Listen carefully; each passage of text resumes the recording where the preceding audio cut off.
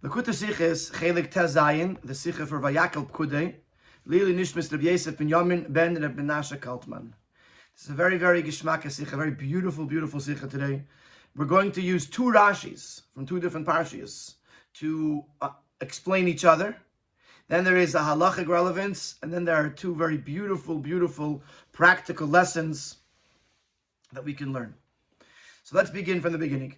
Schon gerät viel mal, als Rashi beperushi ala Teira stellt sich ab und befahrisch jeder Inje, was in ihm fällt, Bier, wie Pshuto schon Mikra. It's been discussed many times that Rashi stops to explain everything, every detail in Pshuto schon Mikra that lacks explanation. So if you find something that is difficult to understand and Rashi doesn't address it, it must be that it's not a question. Either because it's self-understood, ultimately, or because it was already addressed in an earlier Rashi. So any question that arises, either Rashi is going to address it, or if he doesn't, it's because we can figure it out on our own. In the Parshas Vayakhel-Pekudei, and in the Kami in Yonim, and it moving up Pshuto Mikra. In the Parshas of Vayakhel and Pekudei, there are several things that are not fully understood. Additionally, some of the questions arise because of the way Rashi explains it. So today we're going to stop and focus on one question in each of the Parshas. One in Vayakhel, one in Pekudei. In Parshas Vayakhel from Pasuk v'chal hanoshim asher nasa liban eisana b'chachma tavu esa'izim. Parshas Vayakhel, it says that all the women that were inspired with wisdom, it says they spun the goats. Spinning is the act of making thread. You take pieces of wool and you spin them together to make thread. But it says the Pasuk tavu, they spun the goats. Was das meint, wie Rashi sagt, sheme'al ha'izim tavin, shal me'agabi ha'izim tavin eisan. So Rashi explains that they spun the wool into thread while it was still on the goat. As eben gespunnen die Woll neutzav, wie sie es noch behaften zu die Izim. That it was spun while it was still connected to the goat. Darf verstehen? So right away we have to understand. Was for amaylu und teyelis is in them, was me'al ha'izim, me'agabi ha'izim tavin eisan. What advantage, what benefit is there to the process of spinning the wool into thread while it is still on the goat? When the hair is shorn off the goat, it's much easier and better to spin the wool once it's off the goat. Was hat man von dem? Was die Netze werden gesponnen is, and what do we gain from the fact that it's being spun while still on the goat? Another question, or another detail to this question. Since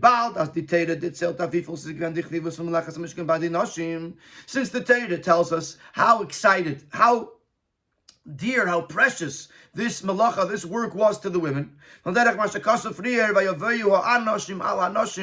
it says earlier, the men came in addition to the women. The women came first. They came excited and motivated. And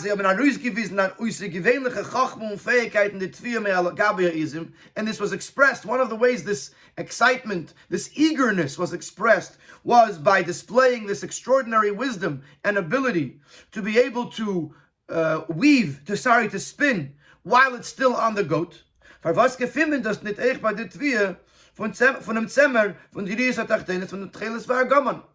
There was a lower tapestry that was made of tcheles, argamon, and various different materials, was woven together, and we don't find that the wool, for the blue wool, the purple wool, etc., was spun while it was still on the sheep. It's already said earlier. The pasuk says it was done with wisdom. It says that all the women who were wise-hearted, they spun it with their hands. They brought the spun wool, the blue wool, the purple wool, gamer, etc. But nowhere in the pasuk does it say or imply that the wool was spun off the goats, off the sheep. So the question, first of all, is what benefit do you have from spinning it off the goats? And on the flip side, if there is a benefit to it, and part of it is because they were so excited, they wanted to do something that was wise and interesting, then why did they do it only for the izim, only for the goats, and not for the other wool that came from the sheep? So that's our question on Rashi and Vayakhel. In Pirshasi B'Parshas Pekudei, now there's a Rashi in Pekudei that has to be understood. But Rashi says, as Moshe tziva leBetzalel as etchila kelim v'achach Mishkan. Moshe commanded Betzalel. Betzalel was the chief artisan of the Mishkan, and Moshe tells him first. Moshe told him about the kelim, the furnishings, the vessels of the Mishkan, and then the actual Mishkan, the walls and the roof. Amar leBetzalel, so Betzalel says to Moshe Rabbeinu, minig elam lasis tchila bayis v'achach meisim kelim b'seichei. The industry practice is that first you build the house, and then you put the furniture inside. Moshe says, you're right. Taka. What did I hear from Hashem? Hashem told me first the house and then the kelim. And that's not what happened. That first Betzalel builds the Mishkan, the parts that are for the actual Mishkan, and then the kelim. It's not move on, so it's not understood. Since we see that the way the Mishkan was built was according to the way the world does it, the industry practice, is there's another industry practice. That when you build a house, as frier buitmen die Wand und nach dem Dach, first you build the walls, then you build the roof. And also in Parshas Pekudei, when they actually erect the Mishkan, after building all the parts, first they put up the walls, and then they put up the roof. The roof in this case were the yeriyos, the tapestries. That's what served as a roof of the Mishkan. So first came the walls, and then they put the tapestries on top. Und in Parshas Vayakhel gefindt men, however, in Parshas Vayakhel we find as the Chachmei Leiv, the artisans, the wise men, we find that first they made the yeriyos, first they made the tapestries for the roof, and only then did they make the panels for the walls. And also when they were commanded in Parshas Teruma, first come the yeriyos, and then come the walls. So the question is why? Why, if, according to Rashi, which is Pshuti Shal Mikra, we're following Minhag Ha'olam, then you should have done the yeriyos after the Karashim, the top, the roof, after the walls. The Bali HaTesos were answered. So the Bali HaTesos answered, as the yeriyos and the yeriyos, the tapestries, the roof, was made first. So that they should be prepared, ready to cover the Mishkan as soon as the walls are made. That the walls, the Mishkan, should not be, even for one moment, uncovered. Aber, says the Rebbe, to refute this answer, first of all, why? What was wrong with the Krashim standing for a little while without a cover? They would build the Krashim, and then let's say they would then go make the yeriyos. So it would be a little bit without a cover. Where does it say, or what would be the reason that it's not allowed to be uncovered even for one moment? But in addition to that, is in Pshuti Shal Mikra kemen hazeh nitain lernen. If you follow Pshuti Shal Mikra, this is not a good answer. Warum? From Parshas HaKsuvim Zetman, when you follow the simple meaning of the Psukim, you see,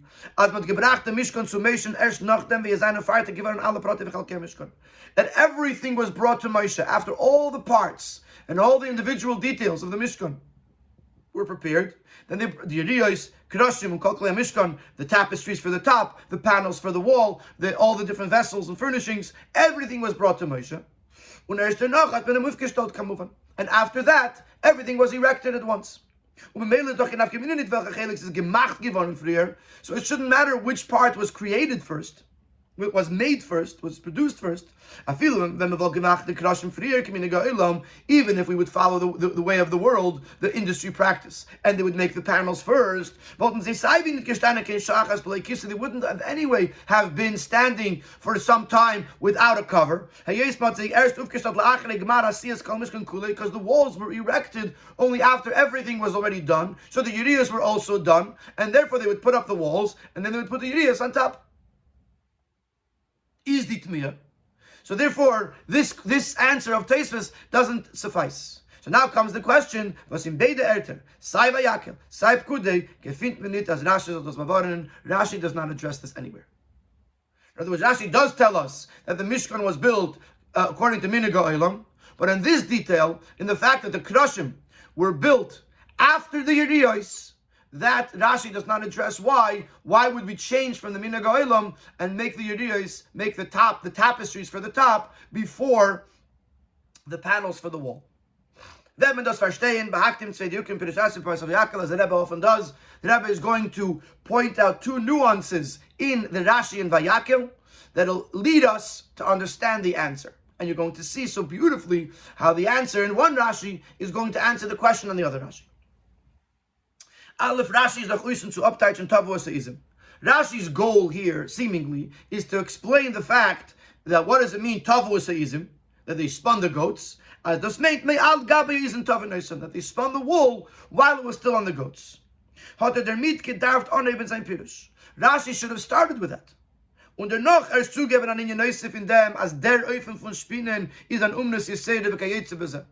And then Rashi should have added to that, as he does, that this type of spinning thread is a super talent or a super craft. An incredible, a great way of doing it. Ubechlal, wie can Rashi oneben mit die Wörter hi hoyse Yeseda? Look in the Rashi. It doesn't quote us the Rashi in the Sikha, but what Rashi does, he says Tavos Izim, hi hoyse Yeseda. This was a super talent, a super craftsmanship. Shemi al gabi isn't Tavanoisan, that they were spinning it off the back of the goats. So the Rebbe is asking, why not? It's starting fakert. First, he says hi hoyse. It was. What was? Should have first said me'ala izim tavoisan, that it was spun off the goats, and then say this is a super talent. How could Rashi start with the words this was a super talent before you know what you're talking about? And after that to say that it was spun off the goats. Should have been the opposite. First it should have said that it was spun off the goats, and then tell us that this was a talent. So this is our first question, our first diuk, our first focus, and the nuance of Rashi. That Rashi begins by telling us that this was an Yeseda, that this was a special talent, a special craftsmanship, and then telling us what are we even talking about, that the thread was spun off the goats. Beis, second nuance in Rashi, why does Rashi use the term umnus? Umnus means craftsmanship. That this was a very special craftsmanship, and not that this was a super wisdom, a great wisdom. But that's the lashna kasuf. Chachma is the wording of the pasuk. The women that were inspired, that their hearts lifted them with wisdom. And the Fratas in the Gemara, versus the pastors to mocker from the Pirish Rashi, especially since in the Gemara, which seemingly is the source of Rashi, Shteitaka Chachma Yeseda. It doesn't say Umnus Yeseda, it's Chachma Yeseda. So what do we take from the fact that Rashi changes from the Gemara to say Chachma, to say Umnus Yeseda? So these are our two questions, are the Yukim in Rashi. So very quickly, we want to understand what was the benefit of spinning off the back of spinning off the goats, and if it was such a major thing, why wasn't it done by the other wool? Then we had a question: why were the Kedoshim built after the Yeriyos and not before the Yeriyos, which would have been Minhag HaOlam, the industry practice when building? To understand, and why does Rashi not address this? And to understand all this, we ask two more details in Rashi. Why does Rashi begin with the fact that it was Umnus Yeseda and not begin with the fact that it was spun off the goats? And why does Rashi use the term Umnus Yeseda, a great craftsmanship, and not Chachma Yeseda, a great wisdom, which is the Lashon HaGemara. The bir baseh. So here's the bir, the explanation. The Baal does mentelt uizbad zunder in a pasuk with neatz mitavos easy. Is es nit keilel in dem friedlichen Pasuk zusammen mit v'chol isha chachmas levi yodea tov v'yaviu matva es atcheles v'asar gamon. So just if you didn't look in the Chumash, you will see that in this pasuk it tells us tavu esaizim, that the women spun the wool off the goats. If you look in the previous pasuk, it also speaks about spinning. the other things that were spun, the Tcheles v'Argama. So there's two psukim, one after the other. One pasuk tells us that the women who were inspired with wisdom, they spun the Tcheles, the Argama, the blue wool, the purple wool, etc. Then there's another pasuk that says that they spun the goats, or they spun the wool off the goats. So the fact that it's in two separate psukim, seemingly it could have all been one pasuk. They spun the blue wool, the purple wool, and the goat wool. Why does the pasuk bring a second pasuk, a separate pasuk, to tell us about the wool, and it's not all included together? As it is done initially when the Eibishter commands to bring the various different materials, the izim, the wool goat, the goat wool, is mentioned together with all the other types of wool, and then when they actually brought it to the Mishkan, to Moshe Rabbeinu, it mentions the wool of the goats together with all the other wool. Here, all of a sudden, it's in a separate pasuk. Ubifrat as their pasuk chazet iber nachamol v'chol hanoshim asher nosan libo nesana b'chachma tavu, and it doesn't just say and they spun the goats, or they spun the wool off the goats, but it says the whole pasuk that the women who were inspired with wisdom, they were weaving, they were spinning. Is muvon me'atzmoi, says the Rebbe, a gewaldige chiddush, that it's self-understood just from the fact that it gives in its own pasuk. It is self-understood as der tavu esayizim, that this spinning is anders from the tavu in the pasuk shelafanav, is a different kind of spinning than that which was mentioned in the previous pasuk. Vibaldas is neshayach kintvia in the izm, since you obviously can't spin a goat. Meintes as they have been gespunnen die neutza es mit b'mechuber zu the izm. So the only way, when it says tavu es ha'izim, it means tavu es ha'izim, it means they spun with the goats, which means to say they spun the wool while it was still connected to the goats. As the Rebbe explains, it's the only way to understand the pasuk. Once you tell me a separate pasuk for tavu, the only way to understand it without Rashi saying anything is that the wool was spun while it was on the goats. What would be the reason for this? This is also understood even to a ben chamesh, even to a 5-year-old. Since everything that they brought was a donation to Hashem, just like a carbon, just like in carbonis there are various levels. A carbon from minachai, there could be a carbon from something that's alive, an animal, or it could come from the ground. We already find this in Parshas Bereshis. A carbon Kain and carbon Hevel, that Kain brought a carbon from the ground, something that was growing in the ground. Hevel brought a carbon from the animals. Una carbon from Abal Chai is merchashav, a carbon from Atzimeach, and it's obviously clear to us that an animal carbon is more respectable, is more valuable than a carbon that comes from the ground. So the same thing we would understand over here. Then the ken spin if you could spin the threads while they are still connected to the goat, which is alive, then it's a more respectable donation than spun wool that was already shorn off the goats. When the threads are still connected to the goat, they grow. They're part of the living being. They're getting sustenance from the actual living body, and therefore they're considered alive. Not so much the threads that were already shorn from the living body, it's already considered something that's dead. So clearly, the threads, while they're still on the goat, are more important, are more respectable, because they're part of chai. A chai is higher, is better, is more valuable than soimeach.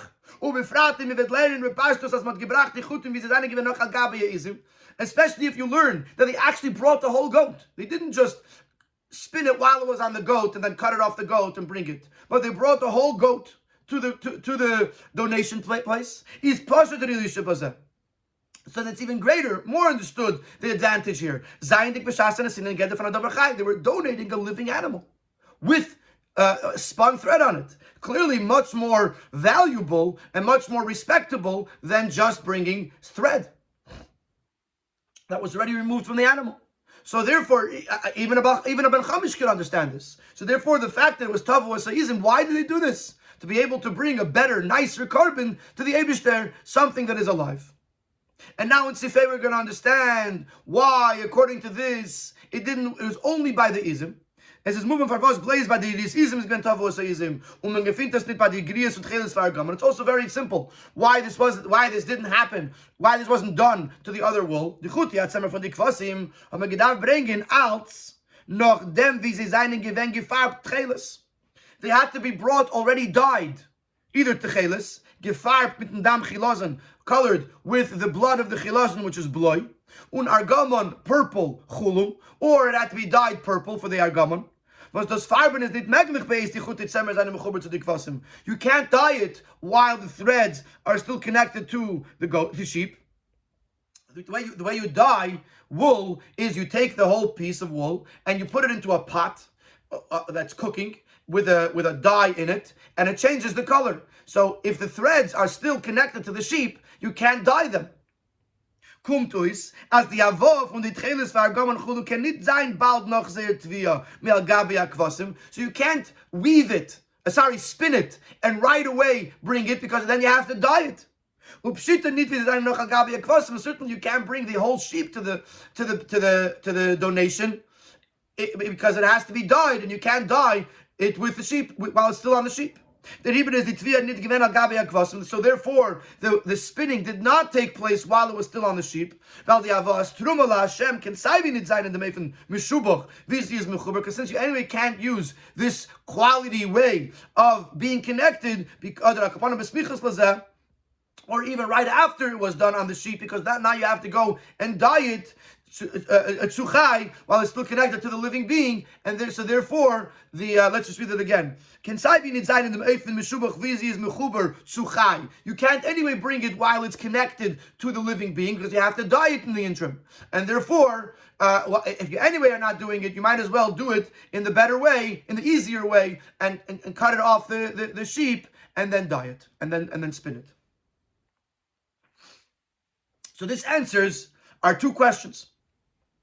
In the first two questions on this Rashi, what was the maila? What was the advantage of spinning it while I was on the goats? That way, when you donate it, it has the maila of min hachai, something that is alive, a living being.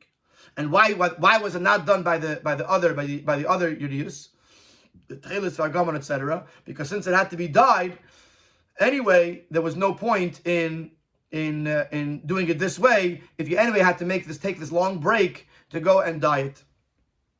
So therefore, you might as well just do it in the simpler way, which is to shear it off the sheep and dye it and then spin it. Avdembas is moving meyasmi from pasuk kinal. Since this is already self-understood, so therefore Rashi doesn't have to explain it. The fact that it was tavu gabi ha'izin, that it was spun off the actual while it was still connected to the goats, because we just explained in the previous Seif Dalid that it is self-understood just from the fact that it gives it its own pasuk. I already understand that it must be done in a different way, and the only different way I could think of is that it was spun while it was on the goats.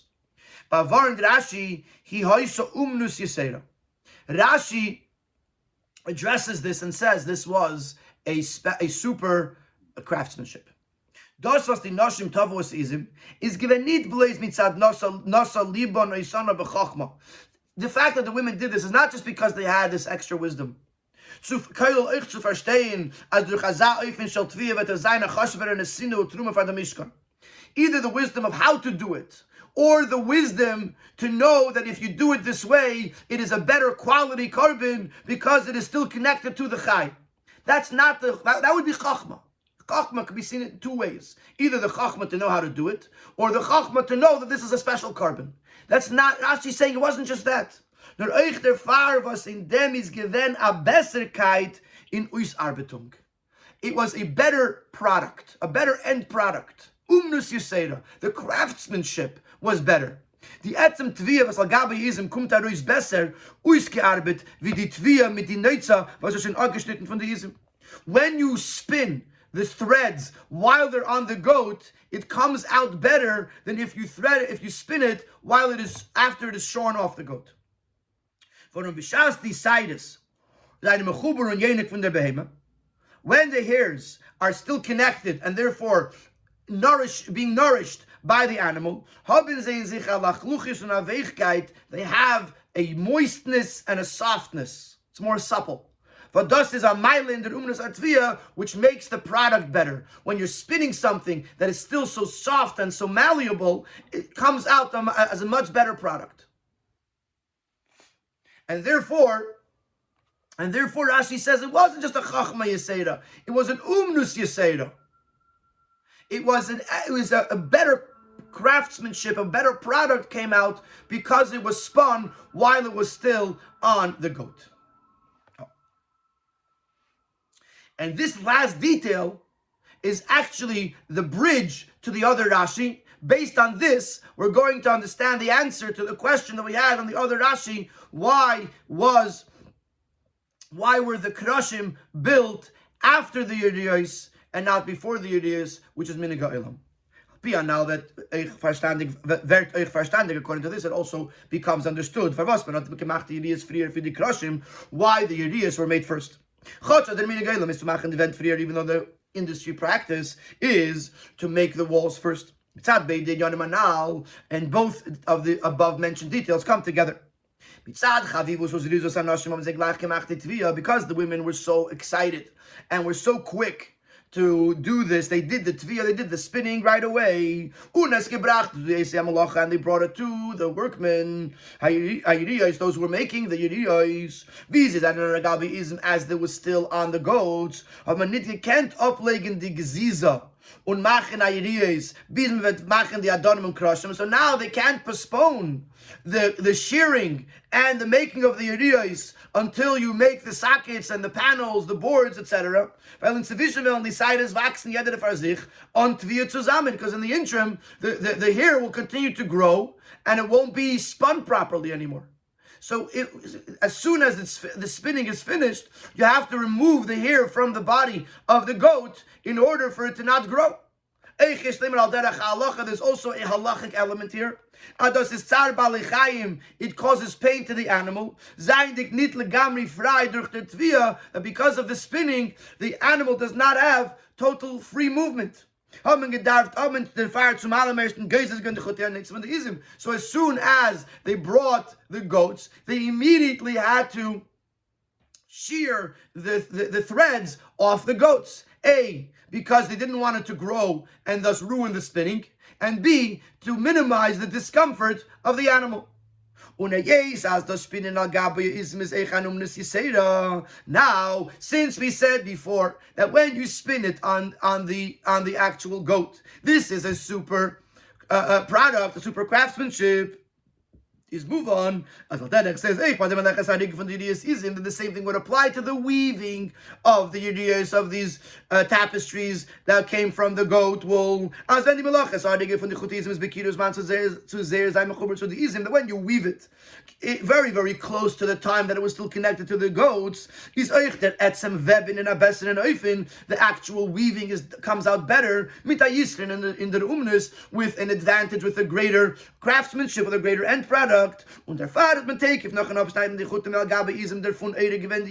therefore right away, as soon as they brought the goats, they right away sheared the threads off the goat and right away went to weave it together, so that way you should have the best possible product, and therefore they did it before the kosher. This is the answer to the question. Because the yiriyos were a time-sensitive matter. And because the women were at such a zrizus, they came right away. All of a sudden, they had these beautiful threads made while it was still on the goat. They couldn't leave it on the goat, so they had to cut it off. And once it's cut off, the best time to do the weaving is right away. So they did the weaving right away, and they changed the Seder HaOlam. They changed the industry practice, and they did the Yediyos first because to be able to get the best possible product out of it. And the Krashim came later, even though that was a shinui in Minhag in Minhag HaOlam. So this technically answers all of our questions. Explains why the wool was spun while it was on the goats, because it's a better product. and it's more chashuv. It's minachai. It explains why it wasn't done by the tzemer of the kvasim, of the sheep for the tcheles v'agaman, etc., because it had to be dyed wool, and therefore they anyway couldn't do it in this way. It explains why Rashi starts with hi ha'isa umnas yisera, because since we already know from the pasuk itself that it was done on the goats, Rashi just wants to add that it wasn't just a chachma yisera, it was an umnas yisera, and by telling us that it was an umnas yisera, Rashi is also explaining to us why the Yudiyas were done before the Krashim, because it's just like by the Tviyah, by the spinning, it's umnas yisera, it's a better product when it's done on the izim. Also by the weaving, it's a better product when it's done right after it comes off the izim. And therefore, since the women rushed and were excited and did it right away, they had to do the Yudiyas right away, the weaving of the Yudiyas right away, even before the Krashim. Now we're going to go into halacha. Very, very interesting idea in halacha, where we're going to see how Rashi takes a very, very specific approach that he's telling us by changing the word from chachma to umnus. And the Gemara says chachma, and Rashi says the word umnus yisera. Rashi is teaching us something that is halachically relevant. Some incredible ideas on a halacha level that we take from Rashi. It says Yodua di Shaila, and we're going to go off for a second on the question which the Rogachover discusses, which is how could the women be part of the building and preparing the Mishkan if the women are not obligated in building the Mishkan? And according to Rabbeinu Tam, if you're not obligated in a mitzvah, you can't be part in the preparation of the mitzvah. Since you know you're not allowed to build the Beis Mikdash at night, similarly the Mishkan, which is also called a Mikdash, cannot be built at night. So that means that the building of the Mikdash is a mitzvah aseh that is based on time. And women are exempt from mitzvahs aseh that are time-based. How are the women allowed to spin the wool? For the building of the Mishkan. According to Rabbeinu Tam, as an isha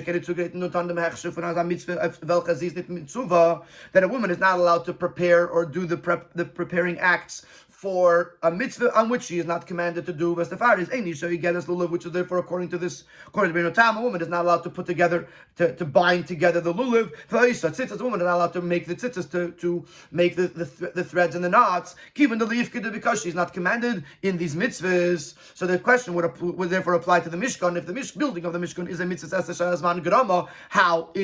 how were the women allowed to partake in the preparing for it if it's something that they're not commanded to do? The Rogachover explains, as in mitzvahs b'niyas mikdash, that in the mitzvah of building the mikdash, and that's they brought them, there are two details. Aleph, the metzim buyin a mikdash is a mitzvah say. Number one, the very act of building it is a mitzvah. It's a mitzvah to build a mikdash, even before you know what it's for. Just the very building is already its own mitzvah. Beis das was as darf ufgebut werden a mikdash after and karbanos. The fact that you need a place to have karbanos. So the mitzvah is to build a place in which you can bring karbanos. And on this would depend this question, whether women are obligated or exempt from the building of the Mikdash. The actual mitzvah of building this, as we said, is a time-based mitzvah, and therefore women are exempt, and because they're exempt, they're actually excluded. Oh, but it's fated in Yevachiyu. But the second aspect brought by the Rogachover, as b'darf uvbo in a mikdash of tubakos and dart karbonis, that we need a mikdash in order to be able to bring karbonis in dem zan nechnash mechayavis. This would obligate the women, because bringing karbonis is an obligation on women as well, and therefore they have the obligation to build a place that will make it possible to build karbonis. And therefore, those parts of the mikdash that were necessary for the building, for the bringing of the karbonos, women are also obligated in building or preparing or making these things because they need it for their karbonos. But those parts of the building that were not necessary for the actual karbanis, and making them, building them, is only because Hashem says so. Hashem said, build a mikdash, but they're not needed to be there for the karbanis. From this building, women are exempt, because this mitzvah they are exempt, and therefore they are not allowed to partake in the building. So now let's apply this to our discussion about the yeriyos, the various different yeriyos that are being made by the women. With regards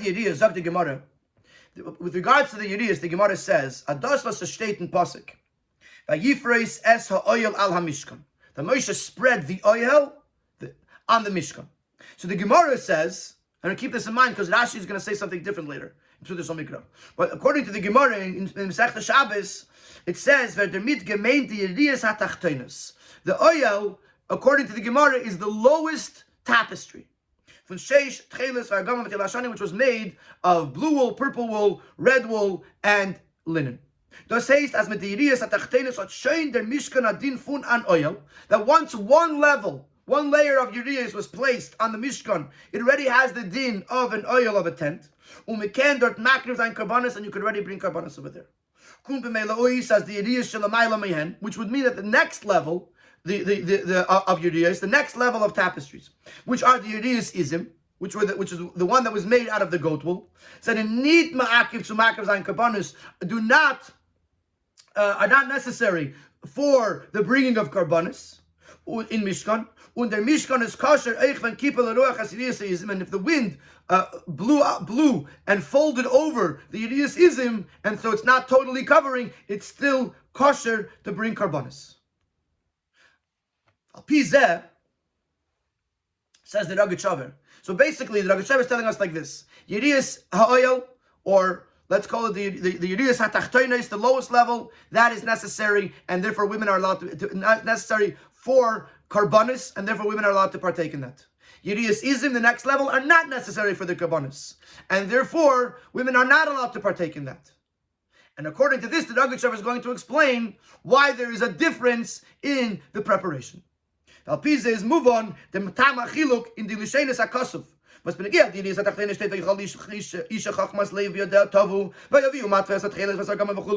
women wove it, spun it, and they brought the spun wool, the blue wool, the purple wool, etc. But the Yidiyas and the Murchas Lib Kashas HaMishkan of Shebrenga Karbanos, because these Yidiyas, this tapestry, is necessary to make the Mishkan kosher for karbanos. The Reaper can and Eich Nashim Tandi Malacha for spinning the Yidiyas, therefore the women could do the Malacha of spinning the wool for these Yidiyas. Zich Mishtatev Zane Malachas HaMishkan, they could partake in the building of the Mishkan. When it comes to the Yidiyas Izim, to the goat wool, with the Yidiyas, and need Kinikov in the karbanos, these Yidiyas are not necessary for the karbanos canal as we just explained. And therefore the women are exempt from making them, and if they're exempt from making them, according to the Rebbeinu Tam, like we just said, they're also not allowed to make them. Therefore it says Tavu Izim, that they spun it off the goats, as their Tviyat Gedav Zain Ba'if you say that the tviyah, the spinning, had to be in a way that is a great wisdom, a great talent, but not a malacha. The Gemara sagt in Shabbos, as the Gemara says in Shabbos. And I'm going to go off the Sikha for a moment to explain the way I understand this, what this means. The Gemara in Masechta Shabbos says that if a person does this, spins wool off of Behemah on Shabbos, the first day, if he does it b'shegig, the first day in the Gemara, which is the day of Rabbi Bar Chana, is that he's chayiv 3 chatois. One for geizes, for cutting, because some of the hairs are going to get pulled out. One for menapets, combing, because when you're spinning, you're also combing the hair. V'achas mishum tova. And one, because you're spinning. You're doing 3 things. 3 malachas on Shabbos, and therefore you're chayiv 3 chatois. Says Rav Kana, ein derech geziza bekach. This is not the way it's done. This is not how the malacha is done, and therefore a person is not chayiv because it's not how you do the malacha. It's not. We learned in the name of Rabbi Nechemia that when they made the Beis Hamikdash, the Mishkan, they were spinning it off the goats. So if they did it in the Mishkan, then clearly it's a malacha. Alma, Tviyah Gabehemis Matviyah. And for the Gemara, Chachma Yesera Shiny. That wasn't a malacha, that was a chachma. What is Rashi and Tosfos? How do they teach this? They say like this. They say that this was something that was a very, very special thing to be done, but only very, very talented people can do this. Regular people cannot do this, and therefore it's considered kilachar yad. It's considered to be done in a backwards way, which in a backwards way is not considered malacha, and you're not chayiv on Shabbos. Tosfos says that those who do this, even if there are some people that have this talent, that since most people don't have this talent, so it's not considered a malacha for them, because what they can do becomes lost in the common practice, which nobody knows how to do this. So the Gemara is answering that basically, according to Rav Kana, a person is not chayiv on Shabbos for doing this. It's not considered a malacha, and even though in the base in the preparation for the Mishkan it was done, that was not considered a malacha because it was unique to a certain few people who know how to do it. Anybody else who does it, it's considered kilachar yad. It's not considered malacha. The Rogatchover has a different type in the Gemara. If you look in the Ha'ara 49, he says, the Rogatchover has a different pshat in the Gemara. The Rogatchover says, because this is not a malacha, it's a chachma, therefore it's as if it happened by itself. It's as if to say that it was done b'dei shamayim. It happened by itself. In other words, what the women are bringing to the Mishkan is a goat. The goat has a spun wool on it. Fine, the women were part of that. But what they're giving is a goat that already has spun wool on it. It's not considered that they did a malacha. That's how the Rogatchover teaches the Gemara. So in other words, what he's saying is, since it's not considered that they did the malacha, it's considered me'ei love, it's considered that it was done by itself. Therefore, they can do it. Therefore, it was kosher to be used because it's not considered that the women did it.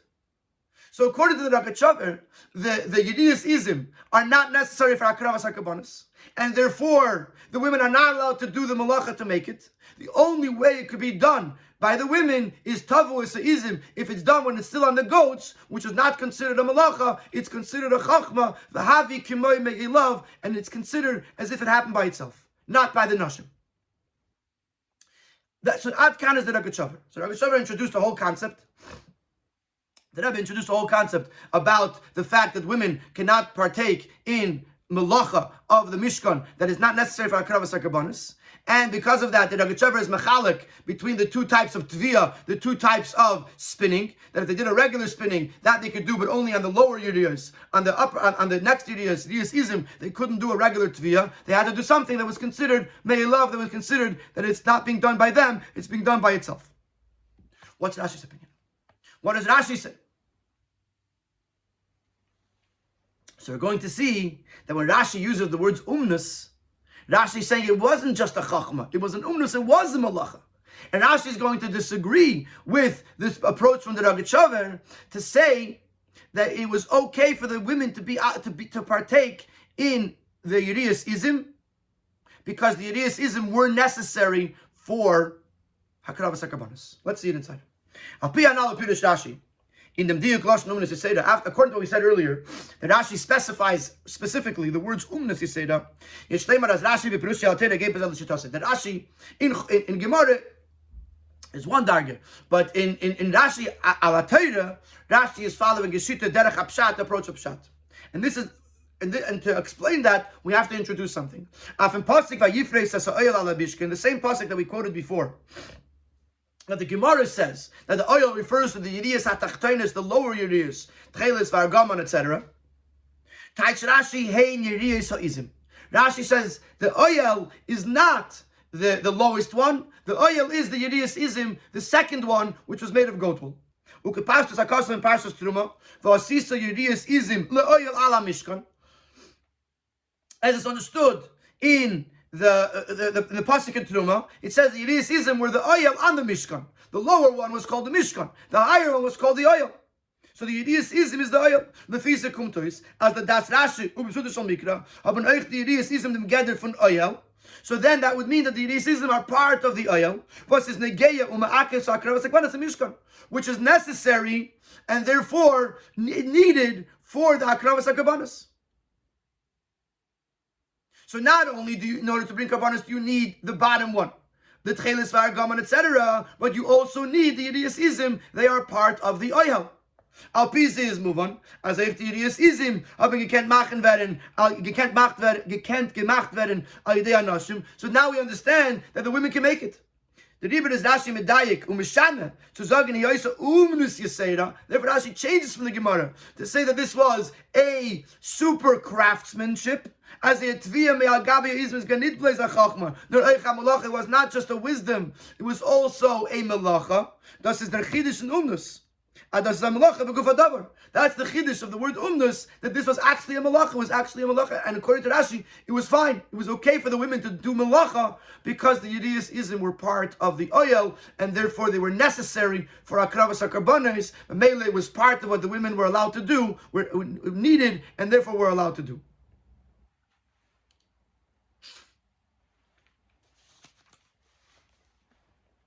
Oh. And according to this, we're going to have another chiddush in Rashi. What does Rashi hold with regards in Hilchas Shabbos? There was a machlekes. There was Rabbi Bar Chana who said that you're chayiv 3 chatois. There was Rav Kahana who said that it's not a malacha and therefore you're not chayiv. Now, what happens is the words chachma, shiny, is Rav Kahana speaking.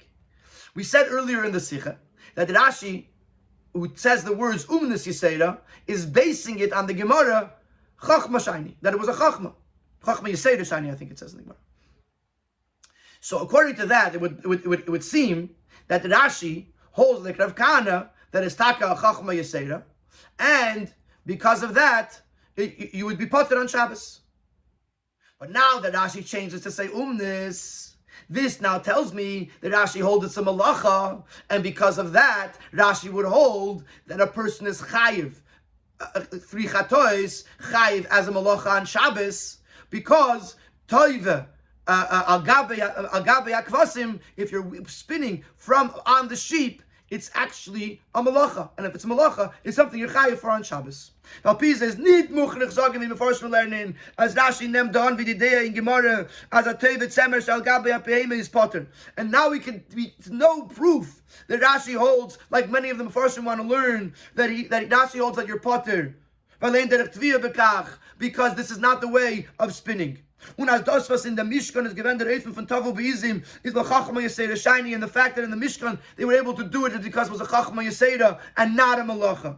Now, sein Pirush can masim sein later erste day. Rashi's Pirush could fit also with the first day, that of Rabbi Bar Chana, as that he's chayiv, that that's like from Malacha. Because now that Rashi tells us the words umnus Yisera, Rashi is telling us that this is a Malacha. And if it's a Malacha, then you'd be chayiv on Shabbos. The Adrabah. Since all the malachas of Shabbos are learned from the malachas that were done for the Mishkan, it does go for the makar of the day. Not only are we saying that Rashi can go according to the according to the Rabbi Bar Chana, that it's a malacha and you're chayiv fakert. This is the makar that it's a malacha.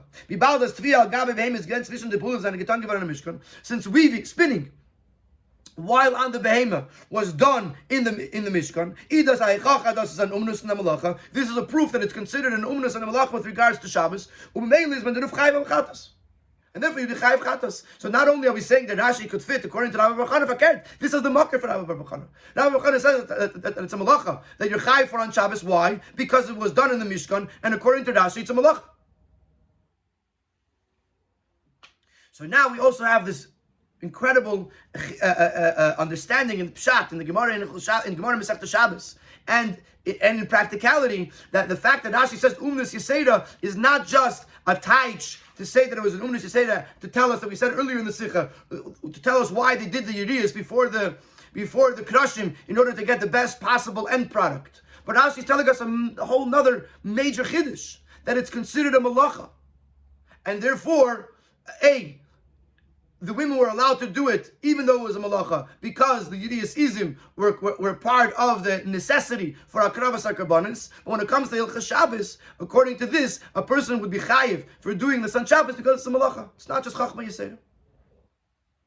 Now we have the Yenush al Teda, the wine of Teda, the deeper dimension and a lesson of the Hashem. The Chelek is nicht verstandig. The Chelek is not understood. So the Vos erzählt the Teda as V'chol Anoshim Hashanah Liban Nisana B'chachma Tovas Izim. Why does the Teda tell this to us? Why is it necessary? It's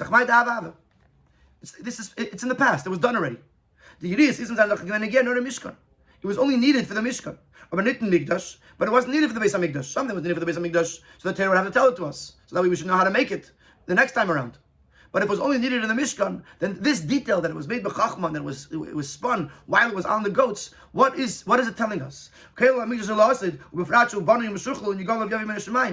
is it necessary for the third Beis HaMikdash to know how it was done, especially since it's already built and it's going to be revealed and come down from Shemayim, so there's no building b'chlal.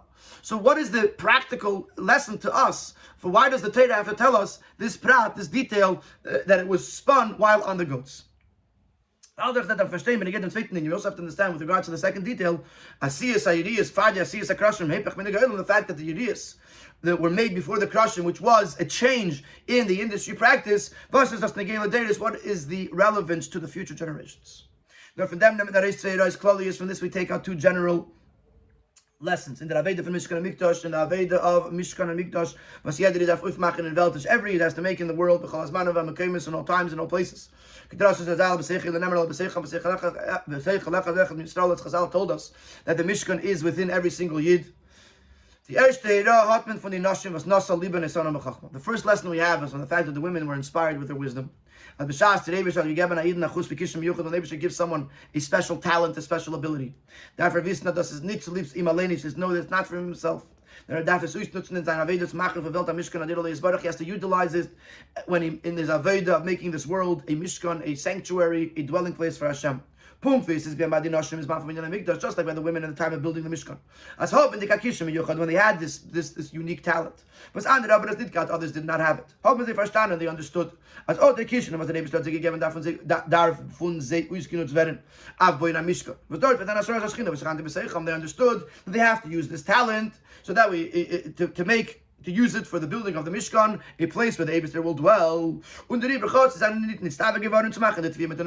therefore, even they weren't commanded to do this spinning with this extra talent. The says, they were inspired with his wisdom. They were inspired by themselves to do this extra craft. To leave the Mishkan Hashem because it was for the Eibishter's Mishkan, and with this Torah is giving a lesson to the Deiris, then not always you have to be told exactly to use your talents, but if you know that you have a talent, if you know that you know how to do something different, unique, something that other people cannot do, then it's not just for you to advance your own life and your own career goals, but it's meant to be utilized in your serving of Hashem, in turning this world into a dira le'izbarach, a dwelling place for Hashem.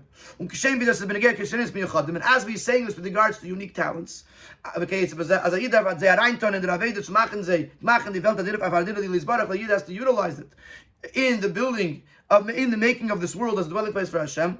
The same way it applies in other aspects of our lives. But other things was the Rebbe gives a Yid. For example, a person makes more money than he usually does. So the Visna des Darf Meses in his sinners should know that he has to give more tzedakah. As we know the story, as the Mountain Rebbe's Chasid, there was a certain chassid of the Alter Rebbe, that when he had a good week in Parnasa, he was certain, as that when he comes home, he's going to find a letter from the Rebbe asking him for tzedakah, inspiring him to give tzedakah, or an emissary, from a messenger from the Rebbe that is coming to collect for the needs of the people living in Eretz Yisrael. He knew if he's making more money, it must be that he has to give more tzedakah. So he was expecting either a letter or a person coming to get more tzedakah. So the same thing is when a person has, just like when a person has a talent, he has to utilize it for the giving of for the making this world into a dwelling place for Hashem. So too, when he has other gifts from Hashem, for example, he's making more money, he has to utilize it to give extra tzedakah. The second lesson. Mention how careful we must be to not cause pain to another Yid.